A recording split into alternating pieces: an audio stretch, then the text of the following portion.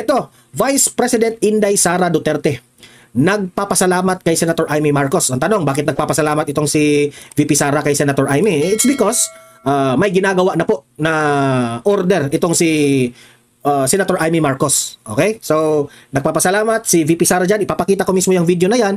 Kinonfirm yan ni Senator Amy Marcos. Ang sa akin rin naman, ako rin mismo, magpapasalamat ako kay Senator Amy Marcos dyan. If you are true sa iyong pagtulong, Senator Amy Marcos, if you are true, kami po ay very thankful sa ginagawa ninyo. Narito ang Balitang Pinoy TV.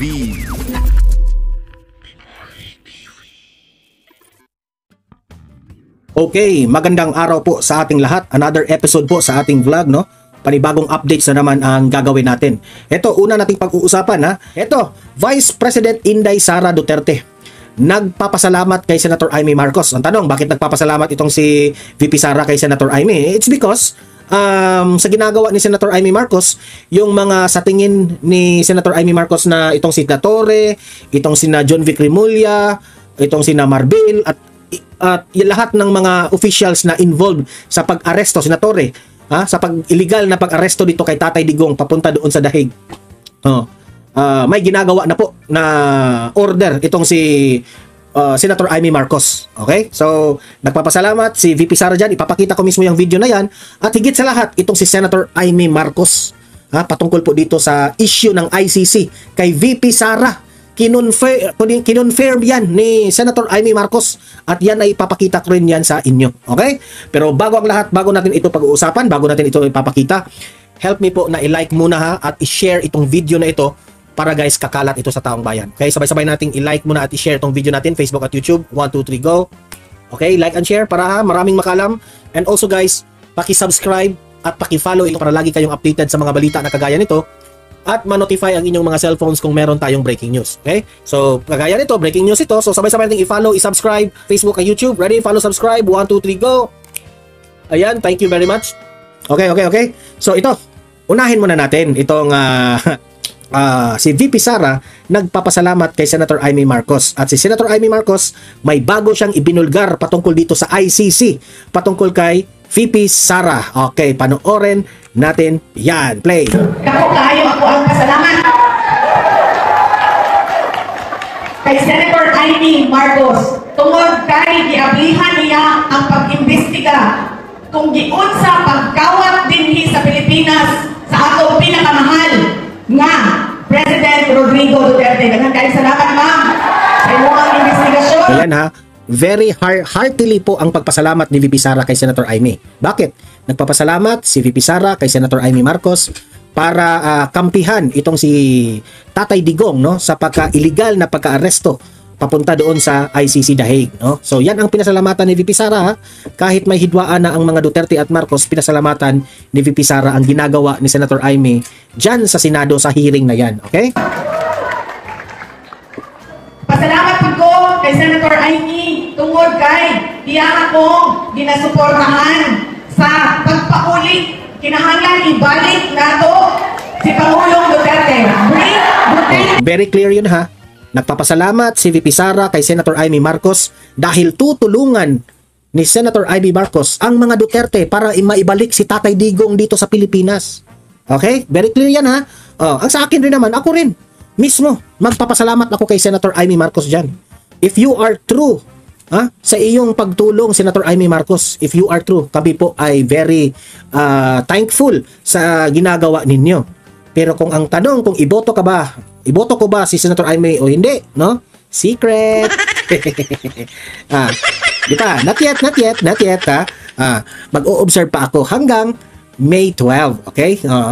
I will still hold my cards, no? Di ako kaagad na, kasi iba yung puro lang tayo salita, So, let us see. Kung deserve ba ni Senator Amy Marcos na iboto natin siya, okay? Not yet done. I mean, we are still observing.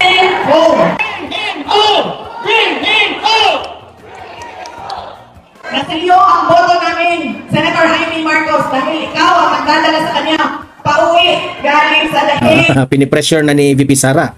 Senator Amy, dapat ikaw ang magdala ni Tatay Digong sa dahig going here sa Pilipinas. Oh, kaya mo yan, Senator Amy Marcos? Kasi kung kaya mo yan, believe kaming mga DDS sa'yo, ha?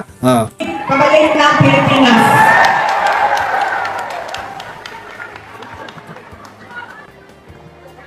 Nasa imo nga ang pag-uli kay Rodrigo Duterte, ma'am. Nasa imo nga ang pag-uli kay Digong Duterte, ma'am. Ibalik. Pinipressure na si Senator Amy. Senator Amy, ha? Aasahan namin yan, ha? Na maibalik si Tatay Digong dito sa Pilipinas. Kasi kung maibalik mo si Tatay Digong dito sa Pilipinas, ha? Mamahalin ka ng mga DDS. Ka na mo sa Senado, pero ibalik si Digong Duterte na siya yung ibalik. Balik na ako sa Senado, ibalik siya din sa Pilipinas. That the arrest and transport of former President Rodrigo Duterte to the ICC is apparently politically motivated. Ayun, sa totoo lang, no? Ito yung comment ko dyan. Si Amy Marcos ngayon, nagpapakita ng sinseridad. Hindi ko na alam, ha? Hindi ko na lahat ng mga DDS, hindi ko na kontrolado kung maniniwala sila kay Senator Amy o hindi. Pero sa akin lang, hindi ko sinabing sincere siya sa mga ginagawa niya, si Senator Amy. Pero ngayon, pinuprove niya sa taong bayan na sincere siya dito sa pagtulong ni Tatay Digong. Kayo nang humusga. So it's apparent that the final arrest of the former president on March 11 was part of a whole of government effort to bring down the Dutertes as early as possible before 2028. So natutuklasan ni Senator Amy Marcos, ha, na planado na yun, yung pag-aresto kay Tatay Digong. That's one of the part of the plan na before ang election, aarestuhin na si Tatay Digong. Nire-reveal na ni Amy, ha, ang lahat, ha. At ito pa, panoorin pa natin ito. There are also allegations that, first of all, several weeks ago, a draft was mooted involving a warrant of arrest of 5 police officers, including Senator Ronald Bato de la Rosa. Di ba? Sa previous na vlog ko, sinabi ko na nabanggit po ni VP Sara na aside from her, merong mga other personalities, mga kaalyado ni Tatay Digong ang nakalista na sa ICC. One of those are si Senator Bato, Bongo, Chief Albayalde, at iba pang mga Chief PNP. Ngayon, ang sabi ni VP Sara, napag-alaman niya yan nung nandun siya sa dahig. Okay? So ngayon, kinonfirm pa ito ni Senator Amy Marcos. Pakinggan. Late, there has been a rumor, once again, that the Vice President will in fact be issued by the ICC a warrant immediately. So, alam natin na si VP Sara ay nandun sa listahan. Pero alam ko na nasa ibaba siya, no? Doon sa mga... Kasi, sa listahan raw sa ICC, ha? Ito rin, sa listahan raw sa ICC, si Bato, si Bongo, ganon, pang last si VP Sara sa listahan. So, meaning to say, hindi pa aarestuhin si VP Sara. May nauna pa sa kanya. Pero, natuklasan po ni Senator Amy. Siyempre, kapatid ito ni Bongbong Marcos, may alam siya. May usap-usapan, may chismis na ngayon raw uunahin na si VP Sara. Senator Amy, kanino mo yan nakuha? Sino ang nagsabi sa'yo? Kasi pwedeng credible ito, eh. Kasi kapatid siya ni Bongbong Marcos, eh, di ba?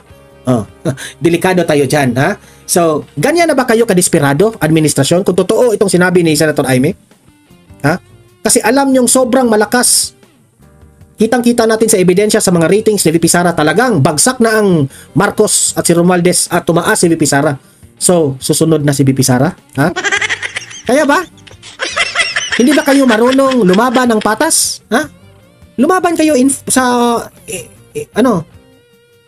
tamang paraan. Idadaan natin sa eleksyon, huwag yung aresto-aresto na yan. Politically motivated na naman. Delikado tayo niyan, ha? Dapat ang kampo ni Bongbong Marcos sumagot dito. Attorney Claire Castro, sasagutin mo to, ha? Gaano ito katotoo, ha? Kasi kung totoo man yan, lumaban kayo ng patas. Kung hindi ito totoo, magpaliwanag kayo. Nagsisinungaling ba sila? Yan ang nagsisinungaling ba si Senator Amy? Kalanan. Ngunit, ilang araw nakalipas, may mga report na siya na ang uunahin. Si VP Sara na ang uunahin. Ay, nako. Ganyan na ba ang kalakaran ng politika ngayon? Kung hindi mo matatalo ang kalaban mo, ipapa-aresto mo na lang sa mga dayuhan. Ay, nako.